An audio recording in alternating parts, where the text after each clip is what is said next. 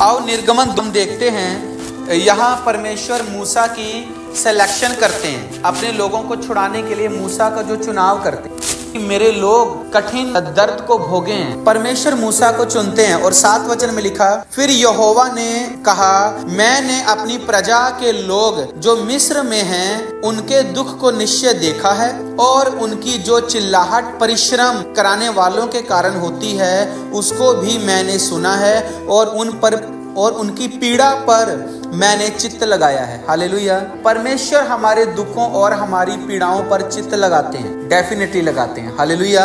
आगे लिखा, इसलिए अब मैं उतर आया हूँ कि उन्हें मिस्रियों के वश से छुड़ाऊं और उस देश से निकालकर एक अच्छे और बड़े देश में, जिसमें दूध और मधु की धाराएं बहती हैं, अर्थात कनानी, हित्ती, एमोरी, परिज्जी, हिब्बी और यबूसी लोगों के स्थान में पहुंचाऊं। दुख के देश से मैं उन्हें दूध और मधु की धाराएं बहने वाले देश में पहुंचाना चाहता हूं। इनके दुख भरे जीवन से मैं इन्हें उत्तम पदार्थ से, जहां ये तृप्त होंगे, ऐसे जीवन में पहुंचाना चाहता हूं। ये परमेश्वर की क्या है? इच्छा है। और परमेश्वर सेम दृष्टि से आपको और मुझे भी देखता है, क्योंकि अगर हमारे जीवन में शर्मिंदगी होगी तो इससे एक परमेश्वर का अपमान है, तो वो अपना अपमान कभी नहीं सहेगा। इसलिए अपनी योजना को हमारे जीवन में पूरी करने के लिए परमेश्वर चित्त लगाता है हमारी हर एक बात की। हालेलुया। उसके बाद ये परमेश्वर की इच्छा थी। और 9 में लिखा, इसलिए अब सुन, इजराइलियों की चिल्लाहट मुझे सुनाई पड़ी है और मिस्रियों का उन पर अंधेर करना भी मुझे दिखाई पड़ा। जिसने भी आपके ऊपर अंधेर किया हो, कुछ भी आपके साथ हुआ हो, घर के लोगों ने अंधेर किया हो, बिजनेस के साथ में लोगों ने अंधेर किया हो, जहां जहां भी आपके ऊपर अंधेर हुआ है, अगर आप परमेश्वर की दुहाई देते हो तो परमेश्वर को वो अंधेर करने वाले भी दिखाई दे रहे हैं, और जिसके ऊपर अंधेर हो रहा है वो भी दिखाई दे रहे हैं। हालेलुया। और फिर परमेश्वर अपनी इच्छा को डालते हैं कि अब तुमको जो मेरी दुहाई दे रहे हो, इस दुख भरी जगह से निकालकर मैं एक उत्तम जगह में लेके जाता हूं, जहां दूध और मधु की धाराएं बहती, जहां के लिए तुमने कभी परिश्रम नहीं किया, जहां तुमने कभी ना तो कुछ बोया, ना जोता, ना उस काम के लिए मेहनत, जिस काम के लिए तुमने कभी भी परिश्रम नहीं किया, परंतु फिर भी वो एक मन भावना, एक उत्तम पदार्थों वाला देश है। ऐसे देश में मैं तुमको लेकर जाता हूं मेरी इच्छा से। हालेलुया।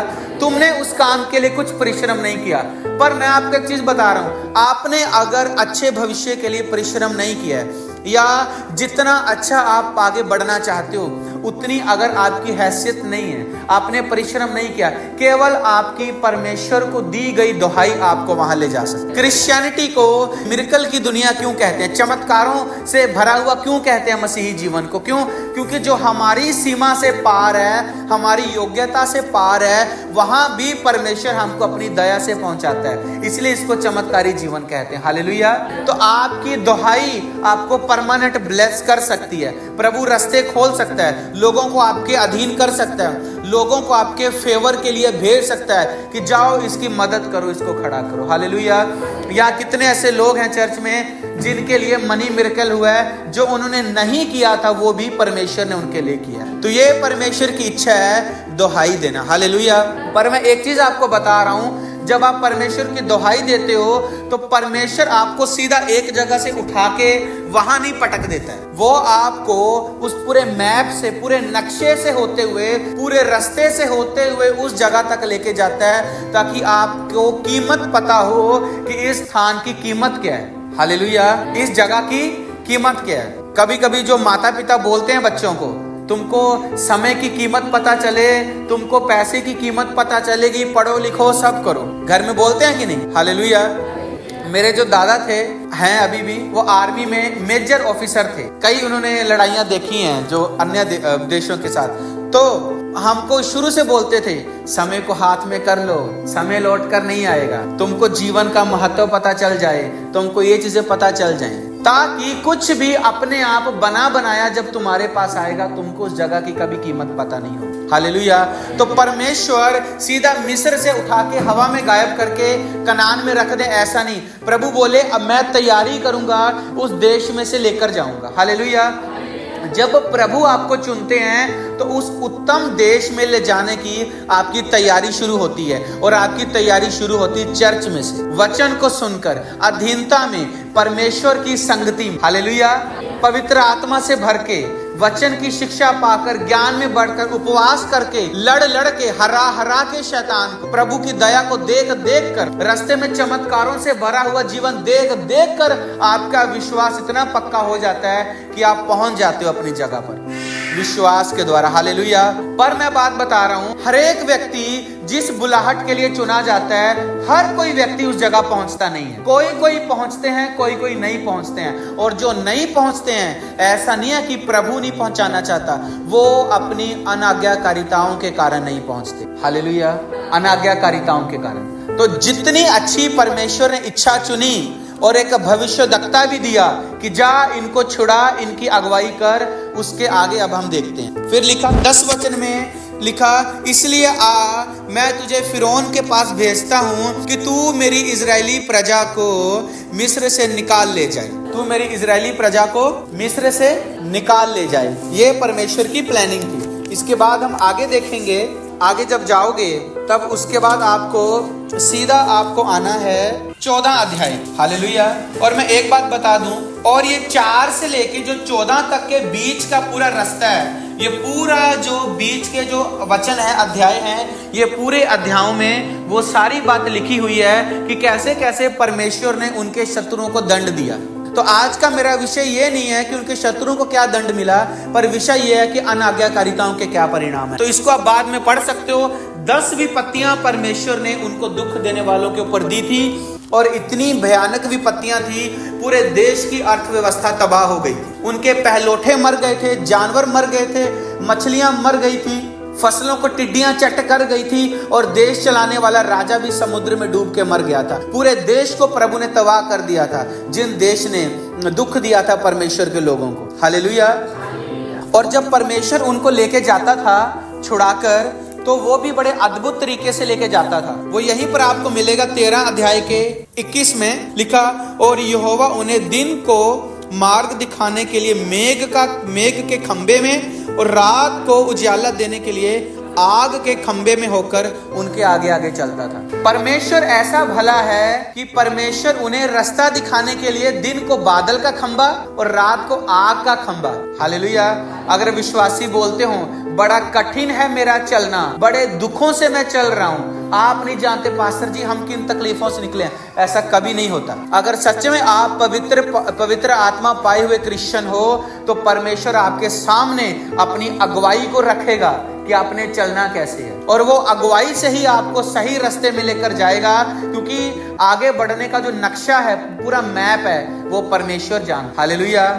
लिखा वो अनदेखी वस्तुओं को भी बनाने वाला परमेश्वर है। तो परमेश्वर जानता है आगे का पूरा रास्ता, पूरी दिशाएं परमेश्वर जानता है, और वो हमेशा अगुवाई करता है। दिन को बादल का खंबा और रात को आग का खंबा, इतनी बड़ी अगुवाई परमेश्वर कर रहा था। और वो लोग निरंतर आग के खंबे को देख रहे थे कि नहीं। और जब आप घर में जाके उन 10 विपत्तियों को भी पढ़ लेंगे 4 से 14 के बीच में, तो आप ये भी देख लेंगे कि प्रभु ने कैसे उनके शत्रुओं को दुख दिया, विपत्तियां डाली। तो इससे इन लोगों को विश्वास होना चाहिए था कि नहीं। जो रात को आग का खंबा बन के आगे आगे चल रहा है उनके, तो उसको इतने लाखों लोग जो आग के खंबे को देख रहे हैं रात में, विश्वास होना चाहिए था कि नहीं। अच्छा, मैं यहाँ पूछता हूँ, आपके कई बार मनी मिरेकल हुआ है, क्या आप विश्वास करते हो भी अगली बार भी प्रभु कर सकता है? ये है विश्वास। आपके साथ मनी मिरेकल हुए हैं, आपको ये पता कि अगली बार भी प्रभु कर सकता है। ऐसा विश्वास तो नहीं लाओगे कि प्रभु अगली बार नहीं कर सकता, ये विश्वास है, हालेलुया। पर देखो, जिसके आंखों के सामने खंबा है, वो लोग विश्वास नहीं कर रहे हैं। हम देखेंगे 14 के 5 से हम पढ़ेंगे, जब मिस्र के राजा फिरौन राजा को यह समाचार मिला कि वे लोग भाग गए, तब फिरौन और उसके कर्मचारियों का मन उनके विरुद्ध पलट गया, और वे कहने लगे, हमने यह क्या किया है कि इजराइलियों को अपनी दास्ता से छुटकारा देकर जाने दिया। तब उसने अपना रथ जुतवाया और अपनी सेना को संग लेकर 600 अच्छे रथ वरन मिस्र के सब रथ लिए उन सबों पर सरदार बैठाए। और यहोवा ने मिस्र के राजा के मन को कठोर कर दिया, इसलिए उसने इजरायलियों का पीछा किया, परंतु इजरायली बेखटके निकले चले जाते थे, हालेलुया, बेखटके निकले चले जाते थे। लिखा, जब फिरौन निकट आया, तब इजरायलियों ने आंख उठाकर क्या देखा कि मिस्री हमारा पीछा किए चले आ रहे हैं। इसलिए और इजरायली अत्यंत डर गए और चिल्लाकर यहोवा की दोहाई दी। तब वे मूसा से कहने लगे, क्या मिस्र में कब्रें ना थी? तू हमको वहां से मरने के लिए यहाँ जंगल में ले आया है। तूने हमसे यह क्या किया है कि हमको मिस्र से निकाल लाया है? क्या मिस्र में कब्रें ना थी? क्या ये विश्वास नहीं कर सकते थे, प्रभु यहाँ पर भी हमारे साथ एक अद्भुत चमत्कार कर? क्या वहां पर भी ये प्रार्थना नहीं कर सकते थे कि परमेश्वर हमें इस मुश्किल से निकाल? पर क्या बोल रहे हैं? क्या मिस्र में कब्रें ना थी? विश्वास ना करना, अविश्वासी होना। 12 में लिखा, क्या हम तुझसे मिस्र में यही बात ना कह रहे थे कि हमें रहने दे कि हम मिस्रियों की सेवा करें? तो जब तुम मिस्रियों की सेवा कर रहे थे तब तुम यहोवा की दोहाई देते थे कि ये हमको तंग करते हैं, मारते हैं, हमारे बच्चों को मारते हैं, लड़कों को, लड़कियों को छोड़ देते हैं, हमसे कठिन सेवा कराते हैं। अब जब वो छुड़ा लाया है तब तुम कहते हो। बात यह है कि विपत्ति को देखकर तुम डर गए और अनाज्ञाकारिता करने लगे, विश्वासघात करने लग गए और गलत बातें अपने मुंह से बोलने लग गए। मूसा ने लोगों से कहा, डरो मत, खड़े खड़े वह उद्धार का काम देखो जो यहोवा आज तुम्हारे लिए करेगा, क्योंकि जिन मिस्रियों को तुम आज देखते हो उनको फिर कभी ना देखो। एक व्यक्ति आज्ञाकारिता में बना है परमेश्वर की, और वो लोग अनाज्ञाकारिता को तुरंत चले गए अनाज्ञाकारिता में कि हमको वापस चले जाना ज्यादा बेहतर था। हालेलुया। उसके बाद जब उन्होंने विश्वास किया तब क्या हुआ? लिखा 21 वचन में लिखा, तब मूसा ने अपना हाथ समुद्र के ऊपर बढ़ाया और यहोवा ने रात भर प्रचंड पुरवाई चलाई और समुद्र को 2 भाग करके जल ऐसा हटा दिया जिससे उसके बीच सूखी भूमि हो गई, और इजरायली समुद्र के बीच स्थल ही स्थल होकर चले और जल उनकी दाहिनी और बाहिनी और दीवार का काम देता था। यह है विश्वास करने का चमत्कार, और अविश्वासी लोगों के साथ चमत्कार नहीं होते। हालेलुया। यहाँ पर जब उन्होंने समुद्र पार किया उसके बाद आगे भी उन्होंने कई प्रकार की उनके सामने परीक्षाएं थी, कई प्रकार की उनके सामने समस्याएं थी, चीजें थी। हालेलुया। इस स्टोरी में आगे यह है कि इजरायली जो थे वो समुद्र से पार हो गए थे। 23 में लिखा, तब मिस्री अर्थात फिरौन के सब घोड़े और रथ सवार उनका पीछा किए हुए समुद्र के बीच में चले गए, और रात के अंतिम पहर में यहोवा ने बादल और आग के खंभे में से मिस्रियों की सेना पर दृष्टि करके उन्हें घबरा दिया और उनके रथों को पहियों को निकाल दिया, जिससे उनका चलाना कठिन हो गया। तब मिस्री आपस में कहने लगे, आओ हम इजरायलियों के सामने से भागें, क्योंकि यहोवा उनकी ओर से मिस्रियों के विरुद्ध युद्ध कर रहा है। हालेलुया। एक दोहाई देना और परमेश्वर से प्रार्थना करना वहां पर भी एक नए द्वार को मिस्रियों के लिए खोलता है, और उनके शत्रुओं को प्रभु वहां पर भी मारता है। हालेलुया। और 26 में लिखा, फिर यहोवा ने मूसा से कहा, अपना हाथ समुद्र पर बढ़ा कि जल मिस्रियों के और उनके रथों और उनके सवारों पर फिर बहने लगे। तब मूसा ने अपना हाथ समुद्र के ऊपर बढ़ाया, और भोर होते होते क्या हुआ कि समुद्र फिर ज्यों का त्यों हो गया और मिस्री उल्टे भागने लगे, परंतु यहोवा ने उनको समुद्र के बीच में ही झटक दिया। हालेलुया। समुद्र के बीच में ही झटक दिया। यहाँ परमेश्वर ने उनको अपना ज्यादा क्रोध नहीं दिखाया, पर आगे जब प्रभु उनके सारे शत्रु भी खत्म हो गए हैं और आगे भी वो रास्ते में जब चल रहे हैं, तब परमेश्वर को आगे उनके ऊपर उनकी अनाज्ञाकारिताओं के ऊपर बहुत क्रोध आया। हालेलुया। उसके बाद हम देखेंगे 16 अध्याय में 1 से 4 देखेंगे। फिर एलीम से कूच करके इजरायलियों की सारी मंडली मिस्र से निकलने के बाद दूसरे महीने के 15वें दिन को सीन नामक जंगल में, जो एलीम और सिनै पर्वत के बीच में आ पहुंचे। जंगल में इजरायलियों की सारी मंडली मूसा और हारून के विरुद्ध बकबक करने लगी। इजरायली उनसे कहने लगे, जब हम मिस्र देश में मांस की हांडियों के पास बैठकर मनमाना भोजन करते थे, तब यदि हम यहोवा के हाथ से मार डाले भी जाते तो वही उत्तम था, पर तुम हमको इस जंगल में इसलिए निकाल ले आए हो कि इस सारे समाज को भूखे मार डालो। हालेलुया। हालेलुया। थोड़ा सा भी धीरज लोग नहीं धरते हैं। जब वो लोग गुलामी में रहते हैं, अपने उन बंधनों के नीचे रहते हैं, सालों साल दुख सहते हैं, पर परमेश्वर का थोड़ा सा छुटकारा देखे नहीं रहते हैं कि उनका बकबक चालू हो जाता है। ऐसा चर्च में भी होता है। लोग जब अपने जो प्रभु को नहीं जानते, सालों साल दुखों में रहेंगे, पीड़ाओं में रहेंगे, तकलीफों में रहेंगे, तब जिन पर उनका विश्वास होता है वो उनके खिलाफ कभी मुंह नहीं खोलते। जब उनको कोई वचन के बारे में बताता है, चर्च में बताता है, कब प्रभु चंगा करेगा, कब प्रभु चंगा करेगा, कब प्रभु सुनेगा, कब प्रभु सुनेगा। हालेलुया। बकबक करने लगते हैं। क्या हम धीरज को नहीं धर सकते? क्या बाइबल हमें धीरज को नहीं सिखाता? हमको धीरज धरना है और लगातार बाट जोहना है, और उस जगह पर परमेश्वर हमको निश्चय लेके जाएगा। हालेलुया। पर ऐसी अनाज्ञाकारिता जो लोग करते हैं, इससे परमेश्वर को वो क्या करते हैं? क्रोध दिलाते हैं। 4 वचन में लिखा, तब यहोवा ने मूसा से कहा, देख मैं तुम लोगों के लिए आकाश से भोजन वस्तु बरसाऊंगा, और ये लोग प्रतिदिन बाहर जाकर प्रतिदिन का भोजन इकट्ठा करेंगे। इसमें मैं उनकी परीक्षा करूंगा कि वे मेरी व्यवस्था पर चलेंगे कि नहीं। मैं एक बात आपको बता रहा हूं, परमेश्वर जब आपको छुड़ा के लाता है तो सीधा आपको ले जाए ऐसा नहीं है। वो आपके विश्वास की परीक्षा करता है। वो आपको प्रतिदिन का भोजन तो देगा, पर उसी के साथ परीक्षा करेगा कि क्या आप परमेश्वर के साथ वफादार हैं कि। हालेलुया।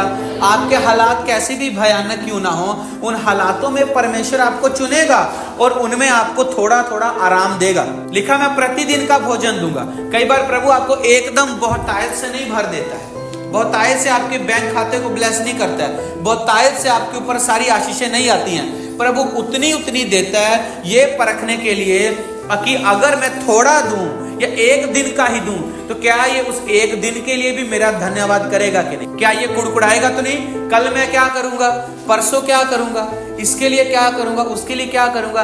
क्या जितना मिला उतने के लिए आप धन्यवादी हो कि नहीं? हालेलुया। मैं आज आपको डिटेल में समझाने वाला हूं, इसलिए ताकि जिस मसीही जीवन में आप चल रहे हो, इसमें बड़े ध्यान से चलना पड़ता है। बाकी सारी परमेश्वर की इच्छाएं एक बार आप साइड में करो। ये मैं पूछना चाहता हूं, क्या प्रतिदिन हम यहोवा का धन्यवाद देते हैं? मान लिया आपके घर में एक सप्ताह का राशन नहीं है, अगर 2 दिन का है, तो क्या उस 2 दिन के राशन को आप धन्यवाद देके खाएंगे? परमेश्वर हम तेरा धन्यवाद करते कि तूने हमें आज खाने को दिया। अगले दिन हम तेरा धन्यवाद करते कि तूने हमें आज संभाला। हालेलुया। कुछ अच्छे अच्छे अवसर आपके हाथ से चले गए, पैसा कमाने के या कुछ करने के, तो क्या आप परमेश्वर को यह धन्यवाद देंगे कि तूने जो अभी तक जीवित रखा, इसके लिए तेरा धन्यवाद। हालेलुया। वो ये देखता है कि क्या जो मैंने दिया तुम उसके लिए धन्यवादी हो कि नहीं। और यही सबसे बड़ी अनाज्ञाकारिता लोग करते हैं कि परमेश्वर का पूरा उपकार देखने से पहले ही वो प्रतिदिन की निजी बातों के लिए जो कुड़कुड़ाते हैं और परमेश्वर में ठीक से नहीं चलते हैं। इससे परमेश्वर को दुख लगता है। उसने कहा, मैं उनकी परीक्षा करूंगा कि वो मेरी व्यवस्था पर, मेरे वचन पर चलेंगे। थोड़ी सी विपत्ति आती है, आप वचन पर चलना छोड़ देते हो। थोड़ी सी विपत्ति आती है, आप चर्च से दूर हो जाते हो। थोड़ी सी विपत्ति आती, आप प्रार्थना करना बंद कर देते हो, आपका ध्यान विपत्ति की ओर ज्यादा लग जाता है। ये भी एक बराबर अनाज्ञाकारिता है, क्योंकि जिस परमेश्वर की दुहाई देने से, जब प्रार्थना करने से सब कुछ हल होने वाला है, तो क्यों ना डरने की जगह हम प्रार्थना करें, तो क्यों ना बुड़बुड़ाने की जगह हम प्रार्थना करें। हालेलुया। कई बार प्रभु जानबूझकर भी कुछ समस्याओं को भेजते हैं, ये देखने के लिए कि हम प्रार्थना में लगातार हैं कि हम विश्वास में लगातार हैं कि। हालेलुया। और जिसको वो विश्वास योग्य पाता है, वही व्यक्ति परमानेंट सदा की आशीषों में जाएगा। इसको आप आगे देखोगे। अभी ये आप उन लोगों की अनाज्ञाकारिता को देखना शुरू हो रहे हो। हालेलुया। शुरू हो रहे हो कि उन लोगों ने क्या क्या किया, और वहां परमेश्वर ने उनको जो ब्लेस किया। 7 वचन में लिखा, देखो लिखा, और भोर तो तुम्हें यहोवा का तेज दिखाई पड़ेगा, क्योंकि तुम जो यहोवा पर बुड़बुड़ाते हो उसे वह सुनता है। और हम क्या है कि तुम हम पर बुड़बुड़ाते हो। 8 में लिखा, फिर मूसा ने कहा, यह तब होगा जब यहोवा सांझ को तुम्हें खाने के लिए मांस और भोर को रोटी मन माना देगा, क्योंकि तुम जो उस पर बुड़बुड़ाते हो उसे वह सुनता है। और हम क्या हैं, तुम्हारा बुड़बुड़ाना हम पर नहीं यहोवा पर होता है। हालेलुया। कभी कभी लोग पास्टर को तंग करते हैं, और वो तंग करना यहोवा को होता है, पास्टर को नहीं होता, क्योंकि जिसके ऊपर आप अविश्वास कर रहे हो वो परमेश्वर है। एक गवाही बता रहा हूं मैं। एक व्यक्ति इस चर्च में आया, ठीक है, एक व्यक्ति इस चर्च में आया, वो 10-12 साल से चला नहीं था अपने सहारे। वो जब इस चर्च में आया, वो चलने लगा। पहले संडे चलने लगा। कितने लोगों ने देखा है? कई लोगों ने देखा, ठीक है। उसके बाद उसने क्या किया, कुछ ऐसी बातें, और वो अन्य जाति था, उसने कुछ ऐसी बातें की जिसके बाइबल विरोध में है। मैंने समझाया कि ये बातें तुमको नहीं करनी। उसने मेरा मुंह रखने के लिए बोला, नहीं पास्टर जी, मैं वो सारी बातें नहीं करता हूँ जो बाइबल के खिलाफ हैं, लेकिन मुझे प्रभु ने बोला ये करता है। जैसे जैसे वो करता था, वो फिर बीमार पड़ता था। जैसे जैसे चर्च में आता था, वो फिर चंगा होता था। एक दिन मैंने उसको बोला कि जो चालाकी तो कर रहा है वो मेरे साथ नहीं कर रहा है, चंगा करने वाला मैं नहीं हूँ। अगर मैं पास्टर जी को बोल दूंगा कि पास्टर जी मैं गलत काम नहीं करता हूँ, गलत संगति में नहीं जाता हूँ, मैं ये चीजें नहीं करता हूँ जो बाइबल के खिलाफ हैं, बाइबल के विरुद्ध हैं, मैं एक ही परमेश्वर पर विश्वास करता हूँ जो आकाश और पृथ्वी का बनाने वाला है। मैं बोला अगर तू ये काम नहीं भी करता है ना तो उससे मुझे फर्क पड़ने वाला नहीं है, क्योंकि जो सामर्थ्य तेरे ऊपर आएगी चंगा करने वाली वो काम ही नहीं करेगी। तो तू मेरे को ऐसा दिखा के कुछ नहीं। उसने अपने घर में भी बोल के रखा, उनको बताना नहीं, लेकिन वो सब करता था। तो अभी उसकी तबीयत इतनी बिगड़ी मैं इसके आगे अब बोल नहीं सकता। हालेलुया। बैठे बैठे शरीर कांप, बहुत ज्यादा अभी उसकी तबीयत बिगड़ गई। अनआज्ञाकारिता के परिणाम इसी को बोलते। तो मूसा ने क्या कहा, हम पर मत बुड़बुड़ाओ, ये यहोवा ही पर हो रहा है। तो जो विश्वासघात आप चर्च के साथ या पास्टर के साथ करने की कोशिश करते हो ना, वो पास्टर के साथ नहीं होता, वो परमेश्वर के साथ होता है, क्योंकि परमेश्वर ने उस पास्टर को दिया है कि वो आपको संगति में चलाए। पर हम क्या करते हैं, सोचते हैं कि परमेश्वर महान है, पास्टर के साथ जैसा चाहे वैसा व्यवहार कर, वो तो इंसान ही, पर ये गलत है। भविष्यवक्ता में और एक आम इंसान में बहुत बड़ा अंतर है। और जब परमेश्वर उनको मनमानी रोटी देने लगा, और उसके बाद 14 वचन देखेंगे, लिखा जब ओस सूख गई तो वे क्या देखते हैं कि जंगल की भूमि पर छोटे छोटे छिलके पाले के किनके के समान पड़े हैं।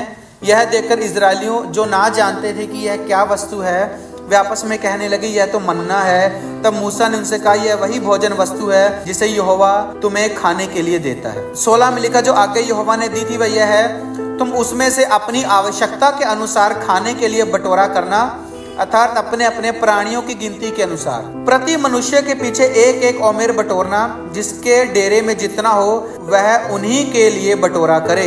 और इजरायलियों ने वैसा ही किया, और किसी ने अधिक और किसी ने थोड़ा बटोरा। परमेश्वर ने कहा जितनी तुम्हारी आवश्यकता है तुम उतना बटोरो, लालच मत करो। पर लिखा किसी ने अधिक और किसी ने कम बटोरा। 18 में लिखा जब उन्होंने उसको ओमेर से नापा, तब जिसके पास अधिक था उसके पास कुछ अधिक ना रहा, और जिसके पास थोड़ा था उसे कुछ घटी ना हुई, क्योंकि एक एक मनुष्य ने अपने खाने के योग्य ही बटोर लिया। हालेलुया। अगर आपके पास थोड़ा है फिर भी आप परमेश्वर पर विश्वास कर रहे हो, वो कभी थोड़ा नहीं पड़ेगा। हालेलुया। अगर आपके पास थोड़ा है और वो थोड़े के साथ भी आप परमेश्वर के साथ लगातार चल रहे हो, तो कभी आपको थोड़ा नहीं लगेगा। और लालच करके अधिक कर रहे हो और परमेश्वर के साथ नहीं हो, तो भी वो किसी काम का नहीं ठहरेगा। 19 में लिखा फिर मूसा ने उनसे कहा कोई इसमें से कुछ सवेरे तक ना रख छोड़े। तो भी उन लोगों ने मूसा की बात ना मानी, इसलिए जब किसी मनुष्य ने उसमें से कुछ सवेरे तक रख छोड़ा तो उसमें कीड़े पड़ गए और वह बसाने लगा। तब मूसा उन पर क्रोधित हुआ। वे भोर को प्रतिदिन अपनी आवश्यकता के अनुसार खाने के लिए बटोर लेते, और जब धूप कड़ी होती तब वह गल जाता था। हालेलुया। और 22 में लिखा फिर ऐसा हुआ कि छठवें दिन उन्होंने दूना, अर्थात प्रति मनुष्य के पीछे 2-2 ओमेर बटोर लिया, और मंडली के सब प्रधानों ने आकर मूसा को बता दिया। उसने उनसे कहा यह वही बात है जो यहोवा ने कही, क्योंकि कल परम विश्राम है, अर्थात यहोवा के लिए पवित्र विश्राम होगा। इसलिए तुम्हें जो तंदूर में पकाना उसे पकाओ, और जो सिझाना उसे सिझाओ, और इसमें से जितने बचे उसे सवेरे के लिए रख छोड़ो। 24 में लिखा तब उन्होंने उसको मूसा की इस आज्ञा के अनुसार सवेरे तक रख छोड़ा, तब ना तो वह बसाया और ना उसमें कीड़ा पड़ा। और ये आप समझ रहे हो क्यों?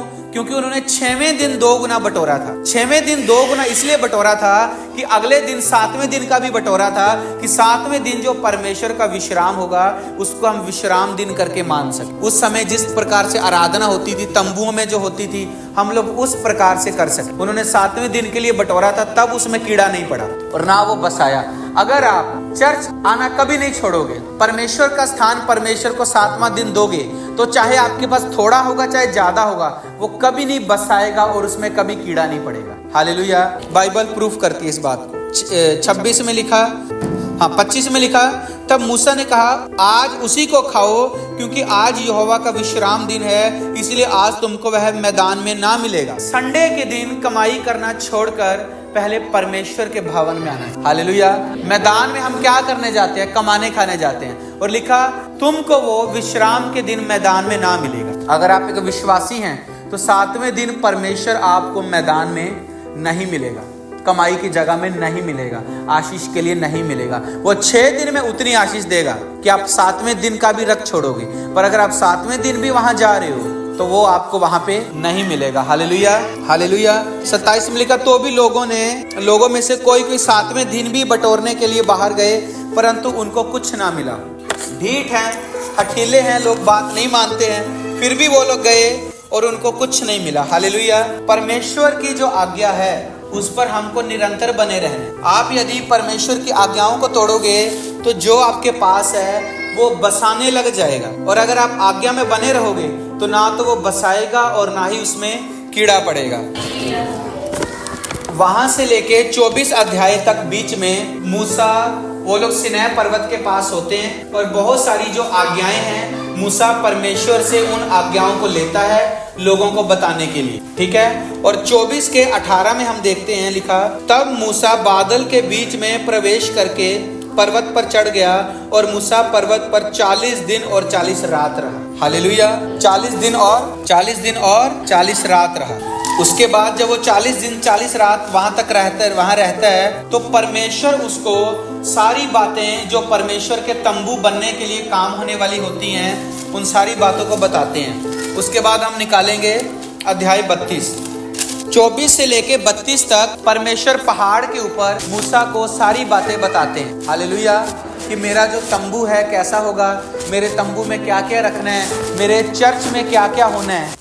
हालेलुया। मेरा जो उस समय का जो भवन होता था, तंबुओं में जो डेरे बनते थे, उस डेरे में क्या क्या होना चाहिए, कैसे कैसे होना चाहिए, परमेश्वर उन सारी बातों को बताते हैं। और 40 दिन 40 रात मूसा को लग जाते हैं पहाड़ के ऊपर। और 32 अध्याय में जब लोग देखते हैं कि मूसा पहाड़ पर है तब लोग क्या करते हैं लिखा, जब लोगों ने देखा कि मूसा जो पर्वत पर से उतरने से विलंब हो रहा है तब वे हारून के पास इकट्ठा होकर कहने लगे, अब हमारे लिए देवता बना और जो हमारे आगे आगे चले, क्योंकि उस पुरुष मूसा को जो हमें मिस्र देश से निकाल लाया हम नहीं जानते कि क्या हुआ। हारून ने उनसे कहा, तुम्हारी स्त्रियों और तुम्हारे बेटे बेटियों के कानों में सोने के जो बालियां उन्हें उतारो और मेरे पास ले आओ। हालेलुया। उसके बाद क्या होता है, 4 में लिखा, हारून ने उन्हें उनके हाथ से लिया और एक बछड़ा ढालकर बना दिया और टांकी से गड़ा, और लोग कहने लगे, हे इज़राइल, तेरा ईश्वर जो तुझे मिस्र देश से छुड़ा लाया है यह वही है। हालेलुया। कितनी बड़ी अनाज्ञाकारिता की उन लोगों ने। छुड़ाकर कौन लाया था? जीवित परमेश्वर। और मूसा को विलंब हो रहा था तो उन लोगों ने क्या किया, सोने का बछड़ा बना लिया। हालेलुया। क्या बना लिया? सोने का बछड़ा बना लिया और उस बछड़ा को अपना देवता मानकर मूर्ति पूजा सोना के बछड़े की चालू की। 7 वचन में लिखा, तब यहोवा ने मूसा से कहा, नीचे उतर जा, क्योंकि तेरी प्रजा के लोग जिन्हें तू मिस्र देश से निकाल ले आया है वे बिगड़ गए हैं, और जिस मार्ग पर चलने की मैंने उनको आज्ञा दी उसको झटपट छोड़कर उन्होंने एक बछड़ा ढालकर बना लिया, फिर उसको दंडवत किया और उसके लिए बलिदान भी चढ़ाया है, और यह कहा है, हे इज़राइल, तुम्हारा ईश्वर जो तुम्हें मिस्र देश से छुड़ा लाया है यह वही है। हालेलुया। फिर यहोवा ने मूसा से कहा, मैंने इन लोगों को देखा और सुन, वे हठीले हैं, और अब मुझे मत रोक, मेरा कोप उन पर भड़क उठा है जिससे मैं उन्हें भस्म करूं, परंतु तुझसे एक बड़ी जाति उपजाऊंगा। हालेलुया। जितने लोगों को परमेश्वर ने चुना था, जब उन लोगों ने परमेश्वर की आज्ञा छोड़कर एक सोने का बछड़ा बनाया और उस बछड़े के आगे बलिदान चढ़ाए, उसकी पूजा करने लगे, तो परमेश्वर ने अपनी आज्ञा बदल दी और कहा, जितने लोगों ने मेरा विश्वासघात किया है अब मैं उन सबको भस्म करूंगा, परंतु केवल मूसा से ही अपनी जो है एक बड़ी जाति उपजाऊंगा जो आगे जाएगी। हालेलुया। उसके बाद हम देखते हैं मूसा जब उतर आता है, 27 वचन में लिखा, उसने उनसे कहा, इज़राइल का परमेश्वर यहोवा यूं कहता है कि अपनी अपनी जांघ पर तलवार लटकाकर छावनी के एक निवास से दूसरे निवास तक घूम घूम कर अपने अपने भाइयों, संगियों और पड़ोसियों को घात करो। मूसा के इस वचन के अनुसार लेवियों ने किया और उस दिन 3000 के लगभग लोग मारे गए। हालेलुया। कितने लोग मारे गए? 3000 लोग मारे गए। जितने लोगों ने भी दूसरे लोगों को इस पाप में फंसाया था, परमेश्वर को छोड़कर सोने के बछड़े की पूजा में फंसाया था, परमेश्वर ने कहा उस दिन वो लोग 3000 लोग मारे गए। हालेलुया। जब वो अपने लोगों के पास आया, बातचीत किया, जांच पड़ताल किया कि किन लोगों ने ये काम करवाया है, तो उन 3000 के लगभग लोग मारे गए। तो क्या वो 3000 के लगभग लोग अपने उस देश को देख पाए? नहीं देख पाए। परमेश्वर ने उन 3000 से भी उतना ही प्रॉमिस किया था जितना बाकी लोगों से किया था, पर वो 3000 जो थे अपनी अनाज्ञाकारिता के कारण, क्योंकि 10 आज्ञाओं में पहली आज्ञा थी कि आकाश में, पृथ्वी में या जल के अंदर जो भी कोई जंतु है, किसी की भी कभी भी मूर्ति गढ़कर तो उसकी प्रार्थना उसके सामने ना करना, ना उसको दंडवत करना। पर इन्होंने क्या किया? सोने का बछड़ा बनाया और उसकी पूजा की, और परमेश्वर को क्रोध आया और 3000 लोग मारे गए।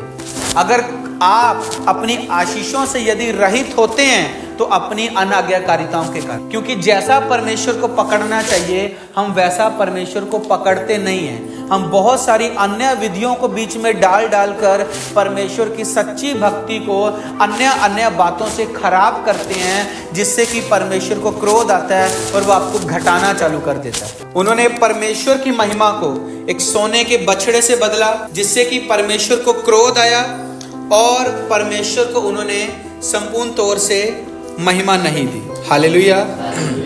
आपको वचन में जो लिखा है उसी को करते रहना है अगर आप सफल होना चाहते हैं। हालेलुया।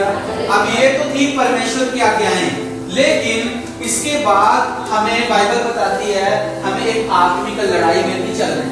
हमारी एक विश्वास की लड़ाई है, हमारी एक आत्मिक लड़ाई है, अंधकार की शक्तियों से है, दुष्ट आत्माओं की सेनाओं से हमारी लड़ाइयां हैं, जिसके लिए हमको प्रार्थनाएं करनी है, विश्वास करना, उपवास करना है। जो गवाही हम देखना चाहते हैं उसके लिए हमको मेहनत करनी है। हालेलुया। तो उस जमाने में लड़ाइयां तलवारों से होती थी। किससे होती थी? तलवारों से होती थी।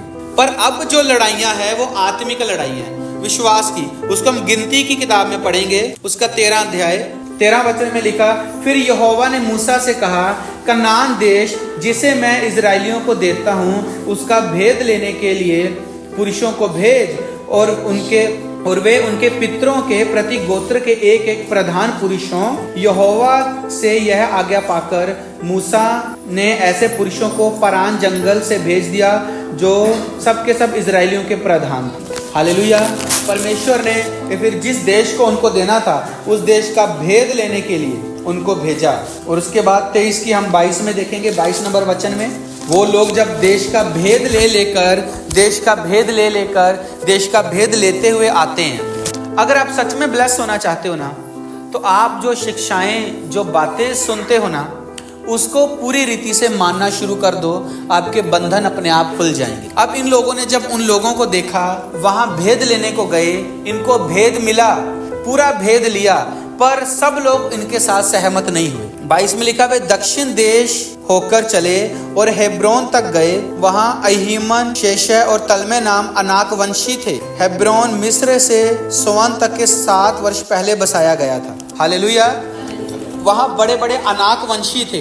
अनाक वंशी कहते हैं उनको जो दानवों की प्रजाति से आते हैं। हमने एक संडे में पढ़ा था कि जब स्वर्गदूत मनुष्यों की पुत्रियों के पास गए तो वहां उनसे क्या पैदा हुए थे? शूरवीर और दानव पैदा हुए थे। हालेलुया। और उसके बाद जब जल प्रलय आई थी, जल प्रलय आने के बाद भी कुछ शूरवीर और कुछ दानव बच गए थे। जल प्रलय के बाद भी कुछ दानव पृथ्वी पर फिर भी रहते थे, और जिनसे बड़े बड़े अनाक वंशी फिर से पैदा हुए। और बड़े बड़े अनाक वंशियों ने क्या किया? आशीषित जगहें जो हैं उन पर पहले से जाके कब्जा कर लिया। परमेश्वर ने आपके लिए सारी आशीषें रखी हैं, पर उन सारी जगहों पर शैतान कहीं ना कहीं आपको रोक के रखता है। शैतान ने कहीं ना कहीं कब्जे किए हुए हैं। उनसे आपको लड़ना है, शैतान से आपको जीतना है, आपको प्रार्थना करनी है, शैतान को आपको हराना पड़ेगा, क्योंकि प्रभु की सारी आशीषें आपके लिए हैं। पर अगर आप लड़ना, प्रार्थना करना, झुक के चलना नहीं जानते हो, तब आप अपने आप हारे हुए हो। उसके बाद हम देखते हैं 23 में, हम देखते हैं, तब वे एशकोल नामक नाले तक गए और वहां से एक डाली दाखों के गुच्छों समेत तोड़ डाली और 2 मनुष्यों से एक लाठी पर लटकाए हुए उठा ले चले और वे अनारों और अंजीरों में से भी कुछ कुछ ले आए। उन्होंने वहां से सारे अच्छे अच्छे जो फल हैं, अंगूर हैं, अनार हैं, उनको लेके अपने देश में लेकर गए, बताने के लिए कि सच में ये बड़ा अच्छा देश है, सच में ये बड़ा ब्लेस देश है, सच में इस देश के अनार, अंगूर, सब चीजें बहुत अच्छी हैं। इजरायली वहां के दाखों का गुच्छा तोड़ ले आए थे, इस कारण उस जगह का नाम एशकोल नाम रखा गया। 40 दिन के बाद वे लोग उस देश का भेद लेकर लौट आए और परान जंगल के कादेश नामक स्थान में मूसा और हारून और इजरायलियों की सारी मंडली के पास पहुंचे और उनको सारी मंडली को संदेश दिया और उस देश के फल दिखाए। 27 में लिखा, उन्होंने मूसा से यह कहकर वर्णन किया, जिस देश में तूने हमको भेजा था उसमें हम गए और उसमें सचमुच दूध और मधु की धाराएं बहती हैं और उसकी उपज में से यही है। परंतु उस देश के निवासी बलवान हैं और उनके नगर गढ़ वाले हैं और बहुत बड़े हैं। और फिर हमने वहां अनाक वंशियों को भी देखा। ये सेम अनाक वंशी वही थे जो जल प्रलय से पहले भी बड़े बड़े शूरवीर हुआ करते थे। इन्होंने वही अनाक वंशियों को वहां पर भी देखा। हालेलुया, वहां पर भी देखा। 14 वचन की स्टार्टिंग में देखते हैं, तब सारी मंडली चिल्ला उठी और रात भर वे लोग रोते ही रहे और सब इजरायली मूसा और हारून पर बुड़बुड़ाने लगे और सारी मंडली उनसे कहने लगी, भला होता कि हम मिस्र ही में मर जाते या इस जंगल ही में मर जाते। तब यहोवा हमको उस देश में ले जाकर क्यों तलवार से मरवाना चाहता है? हमारी स्त्रियां और बाल बच्चे तो लूट में चले जाएंगे। क्या हमारे लिए अच्छा नहीं कि हम मिस्र देश को लौट जाएं? 4 में लिखा, फिर वे आपस में कहने लगे, आओ हम किसी को अपना प्रधान बना लें और मिस्र देश को लौट जाएं। हालेलुया, कितना बड़ा फिर वो अनाज्ञाकारिता करते हैं। परमेश्वर की आज्ञा से वो लोग भेद लेने जाते हैं कि उस जगह को अपने अधिकार में लें, पर जब वहां के वो लड़ाइयों को देखते हैं, शत्रुओं को देखते हैं, डर के मारे वो पीछे लौट जाना चाहते हैं। हालेलुया, इतना आसान नहीं है मसीही जीवन। जिस रास्ते पे आप चल रहे हो इतना आसान नहीं है। कई प्रकार के शत्रुओं से आपको लड़ लड़ के सामना करना पड़ेगा, प्रार्थना करनी पड़ेगी, फास्टिंग करनी पड़ेगी। आपका हर प्रार्थना निवेदन इतनी जल्दी हल नहीं होगा। लिखा, कुछ लड़ाइयां देखकर लोग डर के मारे पीछे लौट जाने का विचार किया। Hallelujah, hallelujah. और हम उसके 9 वचन में देखते हैं, 8 में देखते हैं, लिखा, यदि यहोवा हमसे प्रसन्न होगा तो हमको उस देश में जिसमें दूध और मधु की धाराएं बहती हैं पहुंचाकर उसे हमें दे देगा। केवल इतना करो कि तुम यहोवा के विरुद्ध बलवा ना करो और ना उस देश के लोगों से डरो, क्योंकि वे हमारी रोटी ठहरेंगे। छाया उनके ऊपर से हट गई है और यहोवा हमारे संग है, उनसे ना डरो। हालेलुया। लिखा, तब सारी मंडली चिल्ला उठी कि इन पर पथराव करो। तब यहोवा का तेज मिलाप वाले तंबू पर सब इजरायलियों पर प्रकाशमान। उन्होंने उनको समझाया, इन लोगों से ना डरो, ये लोग हमारे सामने से हार जाएंगे। आज आपको समझाते हैं चर्च में पास्टर, आप ना डरो, अपने हालातों से ना डरो। आपको लड़ने के लिए बोला गया तो लड़ो, आप उस लड़ाई में जीतेंगे, क्योंकि छाया उन लोगों से हट चुकी है और परमेश्वर हमको जय देगा। और जब हम ऐसा समझते हैं तो लिखा, लोग उन्हीं पर पथराव करने लग गए। हालेलुया, उन पर पथराव करने को तैयार हो गए। जो लोग उनको दूध और मधु की धाराओं वाले देश में ले जाना चाहते थे, उन्हीं पर वो पथराव करने लग गए, केवल इस बात से कि उन्होंने उनको लड़ने के लिए कहा, उनको खड़े होने के लिए कहा, अपने स्टैंड के लिए खड़े होने के लिए कहा, विश्वास के द्वारा लड़ने के लिए कहा। हालेलुया। 19 को हम देखते हैं, लिखा, अब इन लोगों के अधर्म को अपनी बड़ी करुणा के अनुसार और जैसे तू मिस्र से लेकर यहाँ तक क्षमा करता आया वैसे ही अब भी क्षमा कर। यहोवा ने कहा, तेरी विनती के अनुसार मैं क्षमा करता हूँ। जब परमेश्वर को इतना ज्यादा क्रोध आया तो परमेश्वर को मूसा ने मनाया, बोला, परमेश्वर तू हमेशा इन लोगों के पाप को क्षमा करता आया है, अभी भी इन लोगों के पाप को क्या कर, क्षमा कर। क्या कर, क्षमा कर। उसके बाद 24 में लिखा, परंतु इस कारण कि मेरे दास कालीब के साथ और ही मेरा आत्मा है और उसने पूरी रीति से मेरा अनुकरण किया है, मैं उसको उस देश में जिसमें वह हो आया है पहुंचाऊंगा और उसका वंश उस देश का अधिकारी होगा। 25 में लिखा, अमालेकी और कनानी लोग तराई में रहते हैं, इसलिए कल तुम घूमकर प्रस्थान करो और लाल समुद्र के मार्ग से जंगल में चले जाओ। होता क्या है कि वो लोग जब ऐसी बात करते हैं, मूसा बोलता है कि प्रभु इन लोगों के पाप को माफ कर दे, इन लोगों ने तेरे विरुद्ध बड़ी गलती कर दी है, इनको माफ कर दे। और परमेश्वर कहता है कि मैं इन लोगों को उस देश में नहीं पहुंचाऊंगा, नाश करूंगा। पर मूसा परमेश्वर को बोलता है इनको माफ, इनके ऊपर दया कर। वो लोग बोलते हैं हमारे बाल बच्चे लूट में चले जाएंगे, हम हार जाएंगे, हम इस समाज के सामने हार जाएंगे, हम इन लोगों के सामने अपनी इस लड़ाई में हार जाएंगे, हम जीत नहीं सकते। हालेलुया। पर उनका ये बुड़बुड़ाना भी परमेश्वर को बहुत ज्यादा दुखी लगा। हालेलुया। फिर पर परमेश्वर ने कहा पर इनके बीच में कालेब नाम का मेरा एक दास है, मेरा आत्मा कालेब के साथ है, मैं कालेब के वंश को वहां पहुंचाऊंगा। हालेलुया।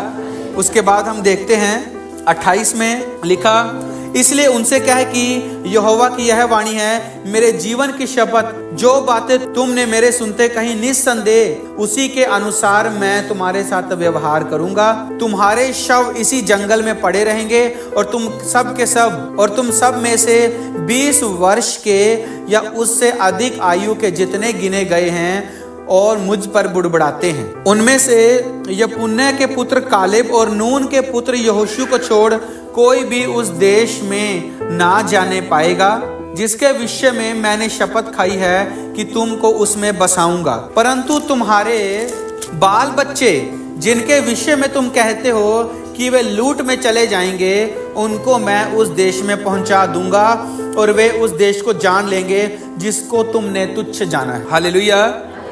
32 में लिखा, परंतु तुम लोगों के शव इसी जंगल में पड़े रहेंगे और जब तक तुम्हारे शव जंगल में ना गल जाएं, तब तक अर्थात 40 वर्ष तक तुम्हारे बाल बच्चों में तुम्हारे व्यभिचार का फल भोगते हुए चरवाही करते रहेंगे। जितने दिन तुम उस देश का भेद लेते रहे, अर्थात 40 दिन, उनकी गिनती के अनुसार दिन पीछे 1 वर्ष, अर्थात 40 वर्ष तक तुम अपने अधर्म का दंड भोगते रहोगे और तुम जान लोगे कि तुमने मेरा विरोध किया है। मैं यहोवा यह कह चुका हूं कि इस बुरी मंडली के लोग जो मेरे विरुद्ध इकट्ठा हुए हैं इसी जंगल में मर मिटेंगे, निस्संदेह मैं ऐसा ही करूंगा। तब जिन पुरुषों को मूसा ने उस देश का भेद लेने के लिए भेजा था, उन्होंने लौटकर उस देश की नाम धराई करके सारी मंडली को कुड़कुड़ाने के लिए उभारा था। उस देश की वे नाम धराई करने वाले पुरुष यहोवा के मारने से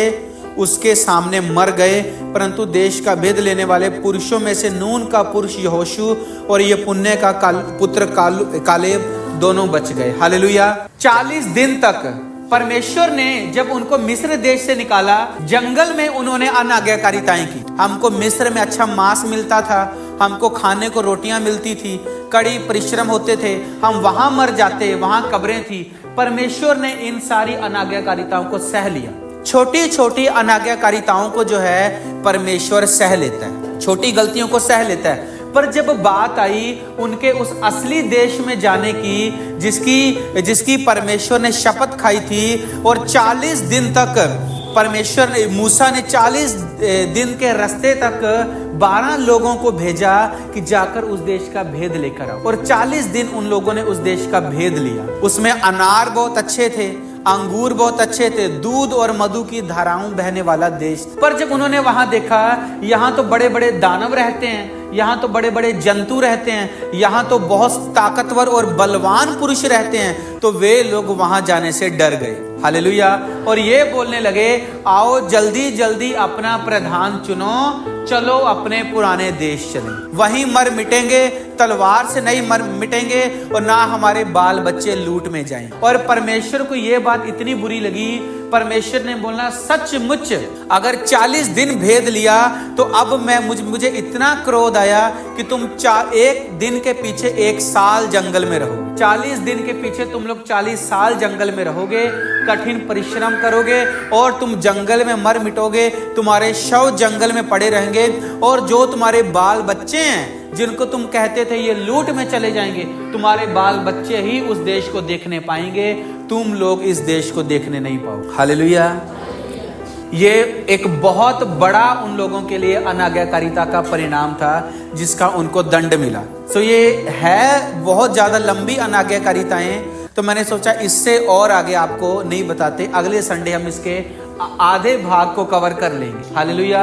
क्योंकि अभी आप सब लोगों के लिए प्रार्थना भी करना है। कितनी खतरनाक है अनाज्ञाकारिता करना। परमेश्वर ने आपको चुना तो यूं ही आप वहां पहुंच नहीं जाओगे, आपको कईयों सरदारों से लड़ना पड़ेगा। और वो इस संसार के हाकिम भी हो सकते हैं जो आपको विश्वास में चलने से रोकेंगे, आपको प्रार्थना करने से रोकेंगे, आपको चर्च जाने से रोकेंगे। वो आपके रिश्तेदार भी हो सकते हैं, वो दुष्ट आत्माएं भी हो सकती हैं जो आपको रोकेंगे। और आपको जब लड़ना मुश्किल लगेगा, प्रार्थना का जीवन मुश्किल लगेगा, परमेश्वर के लिए खड़े होकर लड़ना मुश्किल लगेगा, और जब आप पीछे लौट जाने का फैसला करोगे, तब आपके लिए वो उत्तम देश नहीं है। परमेश्वर ने उनको उस उत्तम देश का अधिकारी नहीं किया और ना उनको वहां पहुंचाया, और वो जितने थे सारे के सारे जंगल में ही मर मिटे। क्या परमेश्वर ने सबके साथ वाचा नहीं बांधी थी? क्या सबको नहीं बोला था मैं तुमको लेकर जाऊंगा? पर प्रभु ने कहा यहोशू और केवल कालेब, ये 2 लोग ही जा पाएंगे। हालेलुया। आज जो ये चर्च है, जितने वचन सुनकर, बाइबल पढ़कर, विश्वास करके, सचमुच भक्ति के साथ, आत्मा के साथ जी रहे हैं, उन्हीं के ऊपर ये प्रोफेटिक वर्ड पूरे होंगे जो मैं रिलीज कर रहा हूं। उन्हीं के ऊपर वो परमानेंट आशीषें आएंगी जो परमेश्वर दे रहा है। अगर कोई सुनकर चला जा रहा है कान की खुजली मिटाकर, तो जैसा वो कल था वो अब भी रहेगा, आने वाले समय में भी रहेगा। कहने का मतलब ये है, आपको चलने के लिए परमेश्वर बोलते हैं, खड़े होने के लिए, लड़ने के लिए। और अब हमारी लड़ाई तलवारों वाली लड़ाई नहीं है। उन लोगों की लड़ाई तलवार की लड़ाई थी। आज हमारी लड़ाई क्या है? शरीर से है हमारी लड़ाई, कि हमारा शरीर हमको प्रभु में बढ़ने से रोकता है। अंधकार की शक्तियों से है हमारी लड़ाई, पाप से है हमारी लड़ाई, बुराई से है हमारी लड़ाई। हालेलुया। इस शरीर के ऊपर जय पाना है और शैतान के ऊपर जय पाना है। आज ये हमारी 2 लड़ाइयां। हालेलुया। प्रार्थना में और आगे बढ़ना है, फास्टिंग में बढ़ना है, सचमुच वैसे ताकतवर विश्वासी बनना है। जितने बड़े आपके सामने शत्रु हैं, उतना ही आपको मजबूत भी प्रार्थना में बनना है। आप कमजोर हो, आपके शत्रु हैं और आपको डर लग रहा है और आप बोल रहे हो चलो छोड़ ही दो, तो उसके आगे आप नहीं जाओगे। उस लड़ाई के आगे सदा का विश्राम था। वो सदा के लिए देश उनका होने वाला था, पर उन लोगों की अनाज्ञाकारिता ने उनको उस देश का अधिकारी होने नहीं दिया। हालेलुया। कई लोग हैं जिनको प्रभु चाहता है कि उनके उस बिजनेस को प्रभु ब्लेस करे, उनके काम काज में आशीष दे, पर वो काम काज में इतना बिजी हैं कि संडे को भी वो कमाना चाहते हैं, विश्राम दिन नहीं समझते, तो उनके लिए वो आशीषें नहीं। हालेलुया। फास्टिंग, प्रार्थना, उपवास, विश्वास, अगर चर्च में जुड़े हैं तो चर्च की संगति के अनुसार चलना है, शिक्षा के अनुसार चलना है, बातों के अनुसार चलना है, विश्वास करना है, वचन के अनुसार चलना है। हालेलुया।